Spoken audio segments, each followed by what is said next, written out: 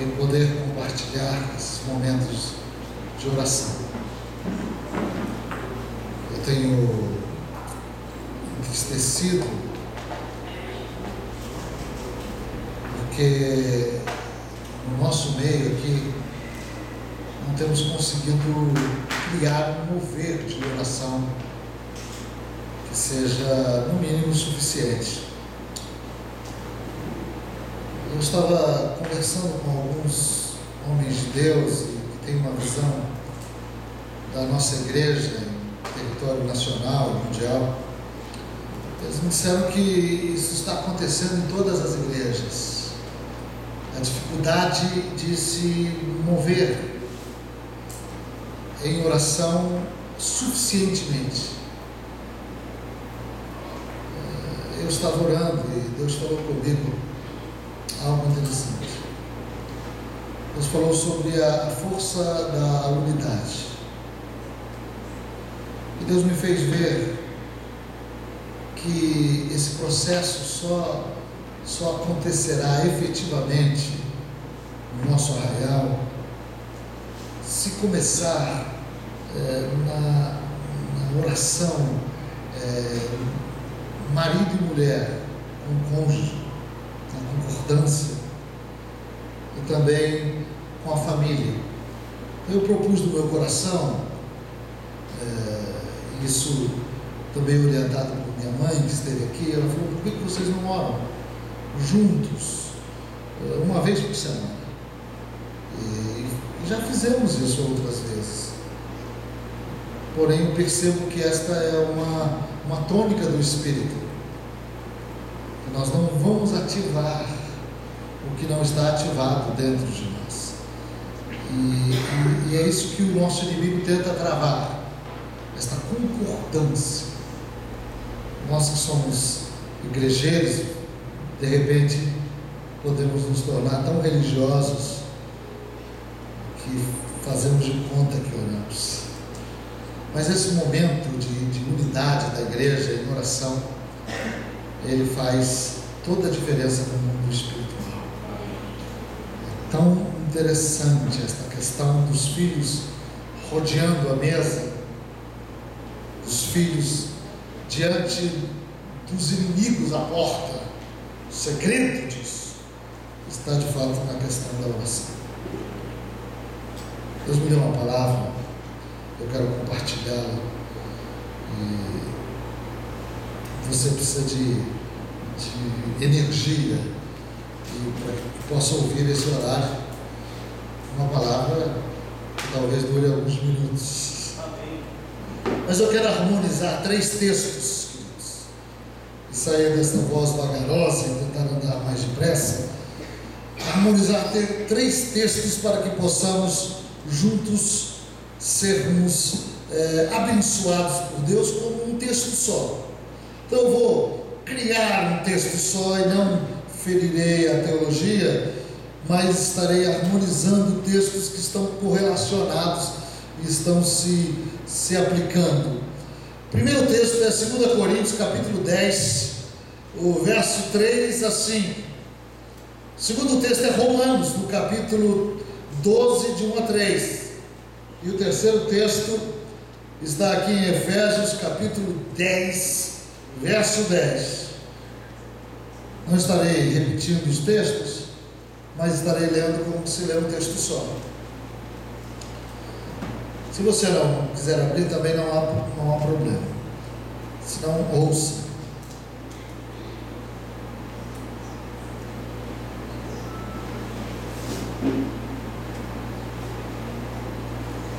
Amém?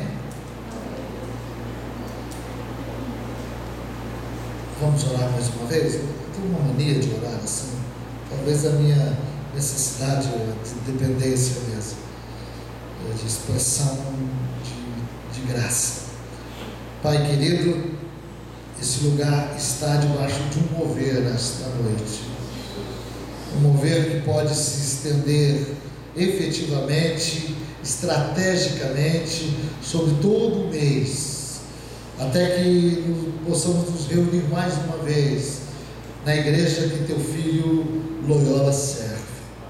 Ó Deus, em nome de Jesus, que agora de uma maneira efetiva e especial, dominante, poderosa, como arma de milícia, de uma arma de exército poderoso, eu trago todo pensamento cativo agora à obediência a Jesus Cristo, e toda canseira, de uma maneira especial, de uma maneira sobrenatural, como de um milagre, sai agora, no nome de Jesus. E nenhuma comunicação externa de mente que vagueia, nem de espírito que impõe uma confusão ou uma distração, haja no nosso meio, mas que possamos agora estarmos vergados, inclinados, depositados, inteiramente abertos, com os ouvidos espirituais atentos para a Tua palavra, ó Deus vivo. Nós oramos e fechamos no nome de Jesus. É no nome de Jesus que nós oramos. Amém. E o povo de Deus que concorde comigo, diga amém. Amém. 2 Coríntios 3, 10, 3. 2 Coríntios 10, 3. Porque, embora andando na carne, não militamos, não lutamos, não guerreamos segundo a carne, ou com a carne, ou na direção da carne. Pois as armas da nossa batalha, da nossa guerra, não são carnais, mas poderosas em Deus, para demolição de fortalezas, derribando raciocínios e todo o baluarte que se ergue contra o conhecimento de Deus, e levando cativo todo pensamento à obediência a Cristo. Romanos no capítulo 12, de 1 a 3. Rogo-vos, sobre tudo que eu já tenho falado, rogo-vos, pois, irmãos, pela compaixão de Deus, que apresenteis os vossos corpos como um sacrifício vivo, santo e agradável a Deus, que é o vosso culto racional. E não vos conformeis a este mundo, mas transformai-vos pela renovação da vossa mente, para que experimenteis qual seja a boa, agradável e perfeita vontade de Deus. Porque pela graça que me foi dada, digo a cada um dentre vós que não tenha de si mesmo mais alto conceito do que convém, mas que pense de si sobriamente, conforme a medida da fé que Deus repartiu a cada um.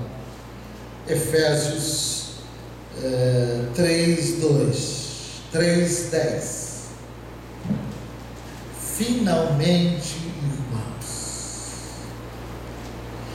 Finalmente, irmãos, fortalecei-vos no Senhor e na força do seu poder. Finalmente, irmãos, fortalecei-vos no Senhor e na força do seu poder. Amém. Que esta palavra, harmonicamente desenhada e marcada pelo Espírito de Deus, possa falar conosco como que uma direção de Jesus para a nossa caminhada neste mês. Esse capítulo fala de guerra. E este capítulo que eu estou me referindo que eu já li, 2 Coríntios, ele está falando exatamente de uma guerra que se desenrola nas esferas invisíveis e intangíveis da mente. No capítulo 9, houve uma ministração aqui do Espírito, através de Paulo, sobre contribuição. E aqui no capítulo 10, ele está falando de falsos ensinos e o poder de Deus para derrubar a ideia errada, através do poder da ideia certa. Então nós podemos dizer que a ideia errada é a mentira, e ela está armada, e ela está parecida com verdade, e que a ideia certa é de fato a verdade. Nós estamos vivendo um momento extremamente importante, como fruto, não tenho nenhuma dúvida, do envolvimento da igreja nas causas sociais da nossa nação.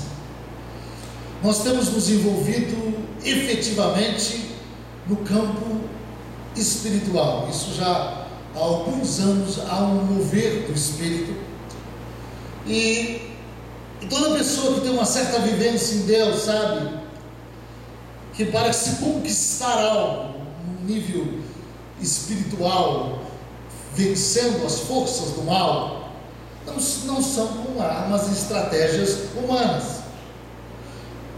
Eu sempre tenho percebido isso, que se eu conseguir entrar no mundo espiritual e romper a barreira no mundo espiritual, eu vou conseguir penetrar no campo da vontade perfeita, agradável de Deus. Mas há esse processo, e na verdade há uma guerra de ideias, há um combate da verdade contra a mentira, do engano contra a verdade. Eu estava pensando outro dia, vendo uma tela, vendo um filme, na guerra que se travava antigamente, quando as cidades eram construídas dentro de muralhas, e as muralhas, quanto mais grossas e maciças, mais traziam segurança. Quanto mais altas, em lugares também altos, de grande elevação, então dava a força necessária, devido à proteção ali, para que pudesse o inimigo ser resistido. E normalmente se construía torres em cantos estratégicos, e soldados bem armados, principalmente de entendimento e de maturidade, acostumados à guerra e com uma visão estratégica, ficavam nesses pontos mais elevados, quando de longe eles poderiam observar e compreender melhor a ação e a atividade inimiga. E assim eles conseguiam proteger, não só com a armadura do muro, mas também com a armadura da inteligência, porque eles poderiam avisar um ao outro e ali saber como o inimigo iria agir. E o inimigo, o que fazia? O inimigo, ele procurava atingir esses pontos elevados, que são pontos de entendimento, e se ele conseguisse neutralizar o ponto elevado, ou alguns pontos elevados de entendimento, de compreensão, então mais facilmente ele poderia entrar neste flanco, ou naquele outro flanco, e poderia avançar, e não haveria ninguém nos lugares elevados dando as ordens, dando os gritos atacando a investida inimiga. Então, se o inimigo quisesse tomar a cidade, ele teria que, principalmente, eliminar 3 objetivos: teria que ter 3 objetivos a serem atingidos. Primeiro, o inimigo precisava escalar as muralhas, as torres tinham que ser invadidas, porque os soldados que tinham a incumbência da estratégia militar deveriam ser abatidos. Esta é a estratégia de batalha do primeiro século.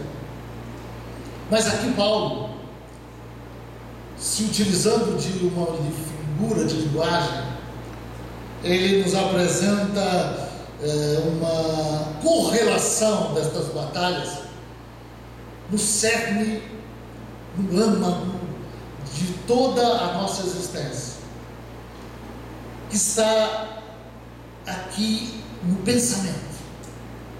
Queridos, o alvo do inimigo é travar a mente do homem, é travar o nível da alma do homem.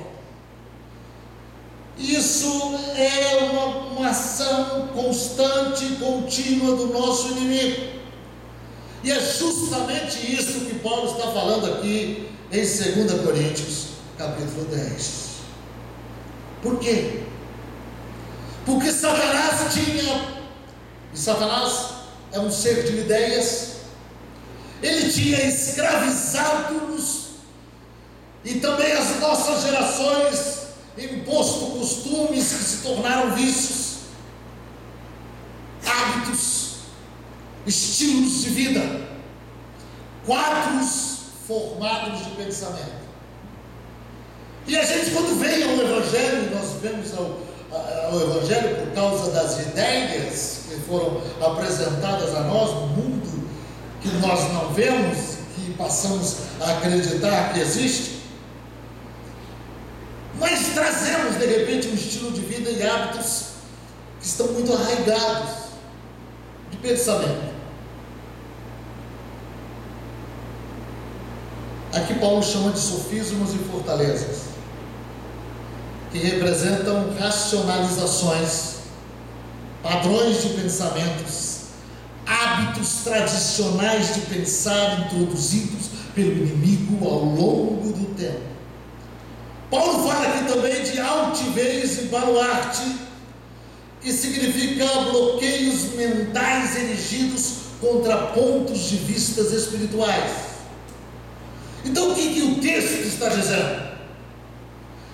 Aqui Deus está nos falando que Ele quer arrebentar estas cadeias, Ele quer quebrar estes hábitos. E qual o objetivo de Deus? E como que Ele faz para resolver isso? Para que a nossa vida possa ser efetivamente e fundamentalmente liberta. Ele quer levar todo pensamento à obediência a Cristo. E será que nós temos esta arma poderosa, capaz de quebrar racionalizações, entendimentos e penetrar na profundidade do homem, quebrar estes conceitos que nós não conseguimos sair? Falamos uma coisa, pensamos uma coisa, mas quando praticamos outra coisa, e são cadeias espirituais que foram levantadas, que foram montadas dentro de nós. Deus quer levar todo o nosso pensamento a Cristo, e Paulo diz: eu tenho essas armas. Fala comigo: eu quero obedecer. Eu quero que todo pensamento seja invadido. Então o que Deus quer, queridos? Deus quer invadir estas áreas altivas. O plano de Deus é transformar os nossos velhos pensamentos que nos derrotam em novos pensamentos que nos encorajam. Então Deus teve uma grande ideia, a grande ideia de Deus. Queridos, você é fruto da ideia de Deus. Fala para o seu irmão: você é fruto da ideia de Deus.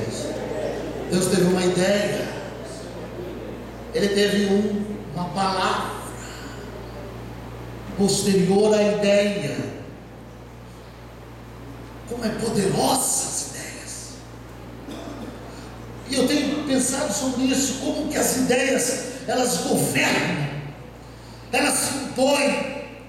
Atrás de todo comportamento há uma ideologia, há uma filosofia. Isso são ideias que regem o mundo. Ninguém consegue matar uma ideia. Se eu pegar uma arma e atirar na cabeça de um homem, eu não consigo matar a sua ideia que foi transformada em palavra. Eu posso matá-lo, mas eu não mato a ideia. Perceba a força da ideia. Então, por isso, queridos, na verdade, o mundo é governado por pessoas como Platão, Aristóteles, Sócrates, que tiveram ideias. Mas como que eu faço, pastor? Há tantas ideias. Uma coisa importante. Fala comigo, as ideias controlam o mundo. O que Deus fez? Sabendo Ele o poderio da ideia que se transforma em palavra. Então Deus teve uma ideia e construiu o mundo. Criou o mundo. Ele teve uma ideia e criou o homem. Ele teve outra ideia e criou a mulher. Ele dividiu o homem. Ele teve outra ideia, porque ele percebeu que o homem dividido tinha dificuldade de unidade. Começou a ter dificuldade de unidade porque eram diferentes. Satanás entrou aqui.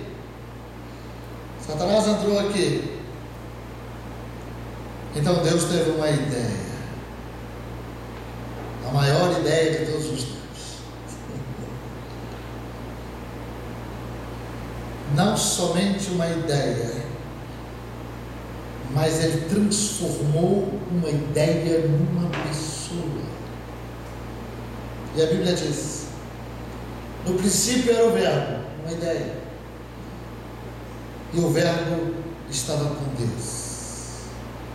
Todas as coisas foram feitas pelo Verbo, e o Verbo se fez carne. Então, logicamente, nós sabemos que o Verbo de Deus é o Logos, que é a palavra.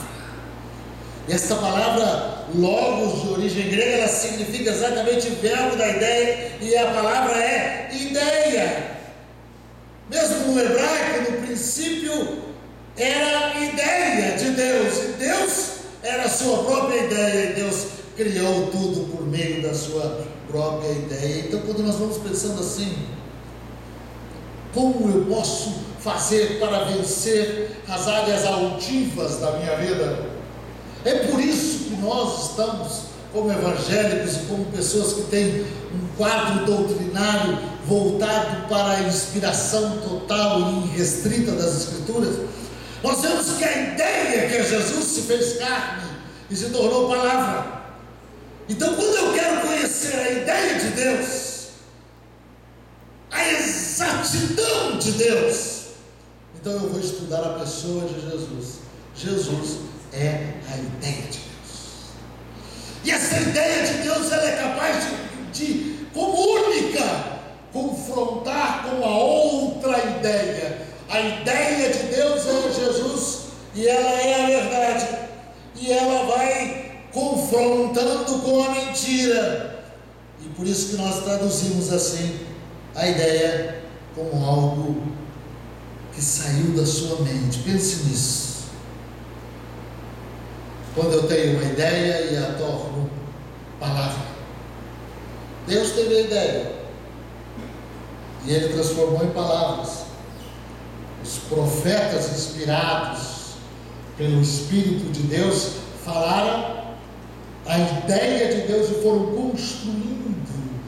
construindo a pessoa que se personificaria como a grande ideia. Por isso Jesus disse: eu sou a verdade. Aleluia. Oh Jesus, fala comigo, aleluia. Oh Jesus maravilhoso. Aleluia. Ninguém vem ao Pai senão por mim. Queridos, isso é tão tremendo. Tão tremendo. Eu tenho uma queda pelo direito. Tenho muitos livros de direito. Eu gosto de direito. O advogado, quando ele quer que algo aconteça, ele diz: diga isto. Coloque as suas intenções em palavras. Coloque isso num papel. Em direito se chama nota jurídica, documento legal. Biblicamente se fala testamento, vontade de alguém escrita. Vontade são ideias. Então Deus viu que o mundo precisava de uma nova ideia. Por isso nós chamamos, a partir do momento da manifestação pessoal de Jesus, de Evangelho. Evangelho é uma nova ideia, uma boa ideia. Logo nós temos o Evangelho. Eu quero deixar isso com você, pensar sobre isso, e talvez esta palavra não seja exatamente uma palavra que vamos engolir tudo de uma só vez. Mas eu espero que você possa, pelo Espírito, ter contato com esta palavra, para que nós entendamos que a ideia de Deus, ela é extremamente prática, funcional, porque ela se torna vida, e vida verdadeira, e luz. Então, quanto a nós e nas nossas deficiências, e que todos temos, eu tenho percebido que a nossa dificuldade está exatamente em deixar a ideia de Deus personificar livremente na nossa vida como verdade, dar crédito, dar credibilidade à palavra de Deus. Então, vivenciando isso na prática, Romanos, no capítulo 12 que lemos, Paulo então nos dá um conselho aqui, rogando. E quando ele fala aqui, rogo-vos, pois, ele está dizendo sobre tudo que eu já tenho falado para vocês. Eu estou rogando, eu estou como que no nível de implorando sobre tudo que eu tenho falado, debaixo do entendimento da compaixão de Deus, que apresenteis os vossos corpos como um sacrifício vivo, santo e agradável a Deus. Queridos, é tão interessante, as coisas são muito simples no reino do Espírito. Parece que nós temos que nos apresentar diante de Deus, senão a coisa não vai conectar. Eu tenho que exercer esse direito, e eu tenho que perceber que há um dualismo no sentido do relacionamento. Eu já estava orando para que Deus me desse uma palavra para ministrar nesta tarde, porque eu tenho compromisso à tarde, na sexta, e Deus me deu uma palavra ali em Zaqueu, e eu pensei, devo ter ministrado isso já, porque há alguns anos eu ministro nesse lugar. Eu fiquei olhando para a palavra, mas eu percebi no Espírito que eu deveria ministrar naquela palavra que eu conheço, todos nós conhecemos. Aí, quando eu li o texto, estava orando, Deus abriu o meu entendimento. Eu percebi e falei, mas é por causa disso então, coisa que eu não tinha visto. Então eu comecei a imaginar, fui lendo o texto, comecei a imaginar, o Espírito me levou a imaginar Zaqueu correndo, Zaqueu se esforçando, Zaqueu empreendendo toda a sua força, Zaqueu pequeno subindo na árvore, Zaqueu estrategicamente fazendo tudo. E a pergunta que me veio ao coração, será que era Zaqueu mesmo que estava fazendo tudo? Eu pensei, o que está atrás de tudo isso? Aí você vê Jesus. Jesus vem, passa exatamente pelo mesmo caminho e para. e vira e diz: Zaqueu,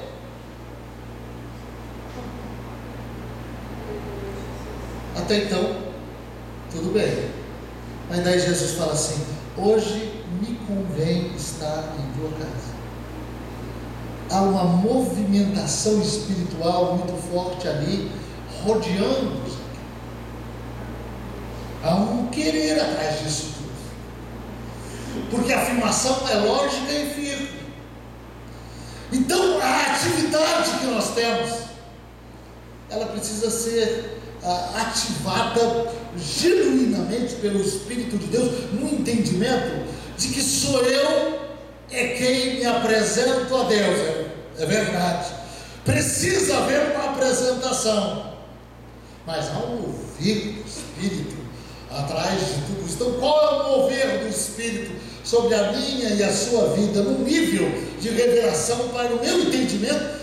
Porque eu quero frisar uma coisa que falei na introdução: se não resolver comigo, como que eu quero que resolva com o outro? Fala para mim, que vida vai ter? Se não funcionar na intimidade, que aparência é essa que vai ser queimada pelo fogo, obra que queima pelo fogo, que não vai dar em nada? Quem está me entendendo, levante a sua mão e diga amém, Jesus. Então o texto aqui que eu estou trazendo, harmonicamente, eu quero dizer o seguinte: o que a palavra está dizendo? Sou eu que me apresento. Como que eu me apresento? Como um sacrifício. Bem diz, pastor, nesta noite, bem disse o pastor Loyola nesta noite, da questão de nós podermos nos apresentar, nesse sentido, queridos, de nós nos colocarmos diante de Deus. Então não é Deus efetivamente que faz a coisa sozinho, solitariamente, mas Deus decidiu trabalhar a terra vinculado à minha pessoa. Então sou eu que me apresento, porque as coisas já estão ordenadas, eficazmente acertadas, tudo já está proporcionado. Então eu me apresento no nível de fato de sacrifício vivo, santo e agradável a Deus, como foi citado Jesus no Getsemane. Eu estou disposto. Fala comigo: eu estou disposto. Pergunta para o seu irmão: você está disposto?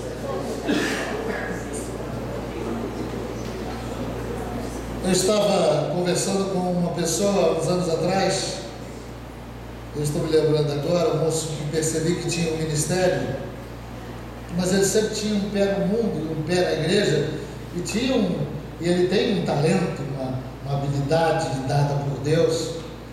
Eu falei: meu querido, por que você não se joga? Você fala tanto, com tanto prazer nas coisas de Deus, por que você não se joga? Eu li bem no olho dele. Ele falou: tem coisas que eu não estou disposto a sacrificar.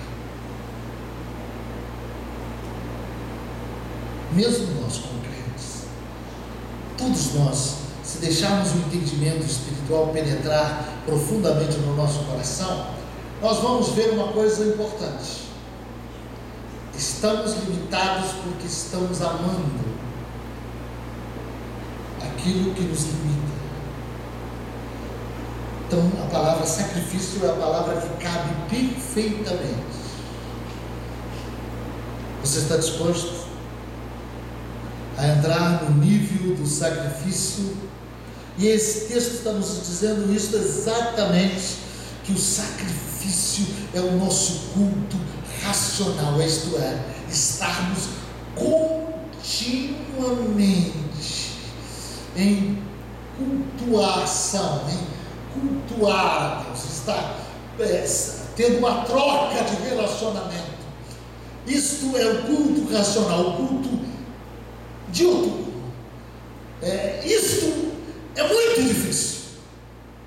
É para aqueles que realmente estão dispostos a fazer a vontade de Deus. E quando nós entramos nesse culto, nós estamos percebendo que temos autoridade e coragem para não nos conformarmos a este mundo, porque porque a conformidade está no comportamento, e o comportamento está no amigável relacionamento. Mas a Bíblia diz que se nós deixarmos a palavra de Deus transformar, renovar a nossa mente, isto está dizendo de ideia de Deus. Aleluia! Eu tenho a ideia de Deus. Então a Bíblia fala: rogo-vos, pois, que apresenteis os vossos corpos. E a pergunta é: quem apresenta o corpo? Você apresenta o corpo. Fala comigo: eu apresento o corpo. Então aqui há intrínseco um eu verídico. Perceba bem o que eu estou te falando. Ouça bem. Quem é que apresenta o corpo? Se o corpo é apresentado, então existe um outro eu. E que eu é esse? Quer dizer, um homem interior. Todos os que servem a Deus nasceram de novo, e nós nos tornamos nova criatura. E de repente esta nova criatura dentro de nós, capacitada, fortalecida, envolvida com Deus, ela tem autoridade de apresentar o seu próprio corpo, porque nós já somos um novo ser. Diga: eu sou um novo ser. Isso é muito interessante. As coisas velhas se passaram. Diga aqui comigo: se alguém está em Cristo, nova criatura é. As coisas velhas já passaram, tudo se fez novo. Um novo comando foi mudado. Era corpo, alma e espírito. Agora, com o novo nascimento, mudou a ordem das coisas: espírito, alma e corpo. Eu vivo pela ideia de Deus, ideia que não está materializada, mas eu tenho absoluta certeza, é fé. Eu vivo por esta palavra que é a ideia. Então eu vivo pela visão do meu espírito, que traz a informação à minha mente, à minha alma, que ela está ligada aos sentidos. Enquanto os sentidos cooperarem, tudo bem, mas se não cooperarem, eu deixo os sentidos. Eu acredito naquilo que a ideia de Deus está falando. Eu acredito naquilo que a palavra de Deus está falando. Aleluia! Esse é um segredo tremendo, como que Paulo, olha a ideia de Deus que penetrou no coração dele. Ele falando em 1 Coríntios 2,27, diz assim: antes subjugo. Quem é que subjuga? O eu, o sujeito oculto aqui. Quem é que subjuga? O meu corpo. Antes subjugo o meu corpo. Quem é que subjuga o corpo? E o reduzo à submissão, para que depois de pregar a outros, eu mesmo não venha a ficar reprovado. O verdadeiro eu é o teu espírito. Inclusive, queridos, até a ideia de negar o eu, ela não é teologicamente correta. Porque eu estou falando para o crente, porque o teu eu verídico é o teu espírito, e é ali que Deus fala, é ali que Deus opera, é aqui dentro. Fala comigo: aqui dentro, no meu íntimo, no meu espírito, é onde Deus transformou e é onde Deus opera. Queridos, nós estamos tendo uma revolução no nosso país. E o tema desta palavra é a batalha, a estratégia de Deus e a do inimigo na mente. Tanto de Deus como o inimigo está na mente. Nós temos que preparar-nos melhor para enfrentarmos essa situação terrível. Então, eu tenho algumas armas aqui, então um texto tão comum, armas que nós temos que usar, e tudo isso são ideias que deram certo, são verdades. Primeira arma que nós temos que voltar como igreja presbiteriana renovada, até no entendimento frutífero, essa arma é o sangue de Jesus. Fala comigo: o sangue de Jesus. Olha o que diz a palavra em Apocalipse: se eles o venceram. Venceram o quê? Você conhece o texto? Estão falando e eles o venceram. Venceram quem? Satanás. Está falando dos salvos, aqueles que atravessaram o rio. Quantos aqui vão atravessar o rio? Aleluia! E daí está falando, e eles o venceram. Venceram Satanás. Como que eles venceram? Aqui o texto diz: pelo sangue do Cordeiro. Quem que abriu o caminho? Quem formou o caminho? Quem é o caminho? Jesus. Aconteceu. Todos nós temos esse direito. E eles o venceram pelo sangue do Cordeiro e pela palavra do seu testemunho, pela ideia de Deus, que é a palavra de Deus, que tornou-se verbalizada. Na verdade, nós precisamos entender isso claramente, no poder extraordinário do sangue de Jesus como cobertura dos nossos pecados. O sangue de Jesus é a nossa vitória, sim, acompanhado do testemunho, acompanhado da fé que penetra nas mais profundezas da alma, quebra aquelas barreiras interiores da mente, aqueles quadros de pensamentos que estão errados à autoridade de Jesus e nos faz confessar.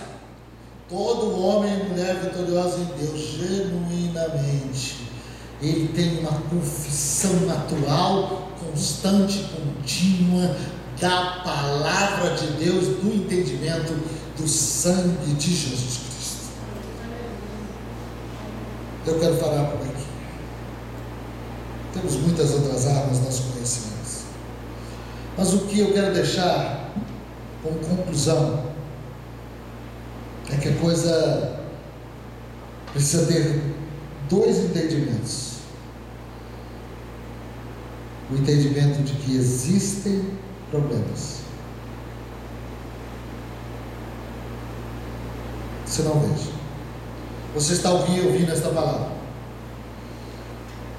Você está constantemente na igreja. Normalmente as pessoas que vêm numa vigília, penso eu, normalmente são os melhores frequentadores das igrejas, os que mais são assíduos.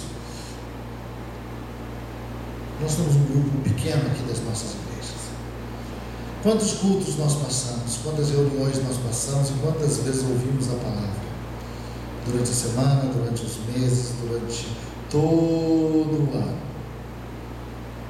E a gente ouve a palavra e a palavra vem, mas normalmente a palavra ela não consegue atingir determinadas áreas altivas que nós sabemos que estão erradas.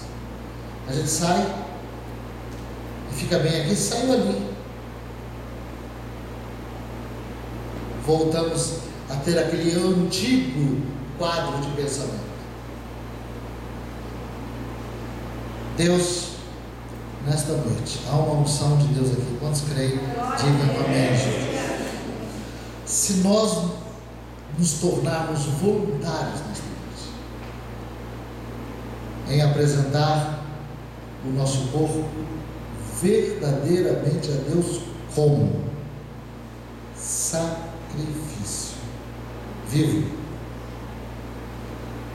e se nós buscarmos agora no entendimento a força do Senhor, fortalecei-vos no Senhor, como diz Efésios capítulo 6, verso 10, que lemos, eu creio que o poder de Deus vai penetrar em áreas altivas nesta noite e vai quebrar esse entendimento errado que impede a palavra, a ideia de Deus de prevalecer dentro da sua intimidade. Vamos ficar em pé.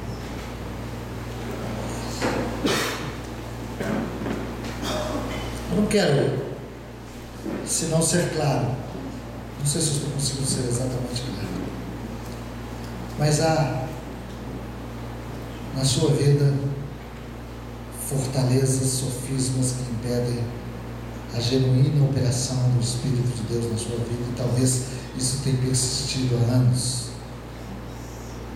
Você ouve e não dá conta. Você ouve e não dá conta. Eu quero fazer um exercício prático da palavra, de nós nesta noite apresentarmos voluntariamente, com fé no coração, para que o Senhor Jesus, porque as armas da nossa milícia, da nossa força, eu quero te dizer, não são carnais, mas poderosas em Deus para destruir estas fortalezas de espírito. Você crê nisso? Amém. Então, se há áreas altivas na sua vida que detém, que impede de você viver mais diante de Deus, você localize isso. Feche os teus olhos. Desequilíbrios psicossomáticos são exatamente entendimentos, baluartes, racionalizações erguidas pela ideia, pela introdução do engano. E se você quer apresentar então o teu corpo inteiro, mente e corpo, a Deus nesta noite, naquelas localidades que têm sido empecilho, pela graça de Deus, Deus nesta noite me colocou num lugar alto, pela graça dele, já vou descer, mas estou num lugar alto, e eu estou vendo a artimanha do inimigo, tantas competições, tantos ciúmes. Você não precisa ter, assim diz o Espírito, você não precisa ter armas carnais, porque toda vez que você, filho meu, lutar com estas estratégias racionais, você trará Satanás no espaço que é dele. Mas se você crer na minha palavra, você trará o teu inimigo no meu espaço, no espaço da fé, e ele vai correr de você. Assim diz o Espírito. Simplesmente creia, filho e filha minha, porque estas barreiras que foram colocadas contra a minha autoridade serão vencidas, ideia contra ideia, diz o Espírito. E eu te digo, é mentira contra a verdade. Quem vai prevalecer? É treva contra a luz. Quem vai prevalecer? É isso que nesta noite eu estou trazendo um convencimento sobre vós.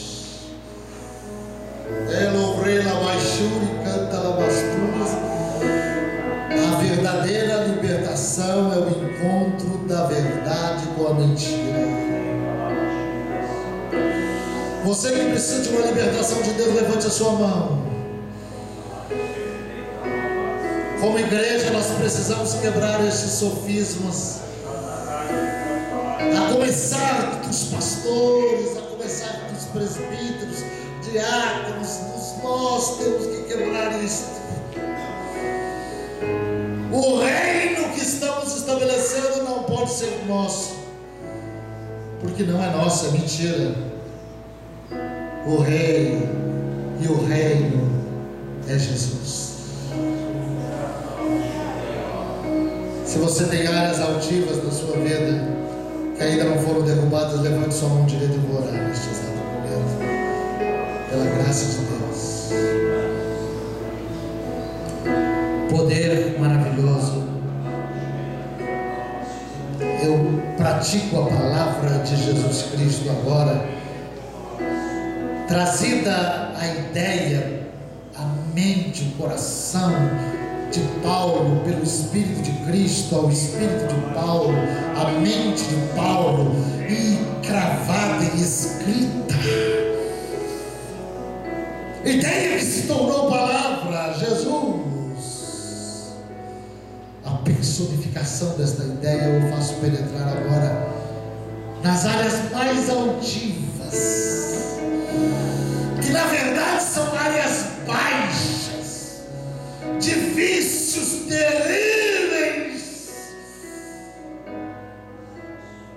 Toda essa relação de obras da carne, esses vícios da alma, em nome de Jesus, faço penetrar agora a arma não carnal, mas poderosa em Deus para destruir tudo isso. E em nome de Jesus, coloque a mão sobre a sua cabeça, por fé, coloque a mão. Em nome de Jesus, pelo Espírito eu digo, pelo Espírito eu comando agora, no Espírito eu falo agora. Todo pensamento venha cativo agora, obedientemente, como servo a Jesus Cristo, em nome de Jesus. O povo de Deus diga amém.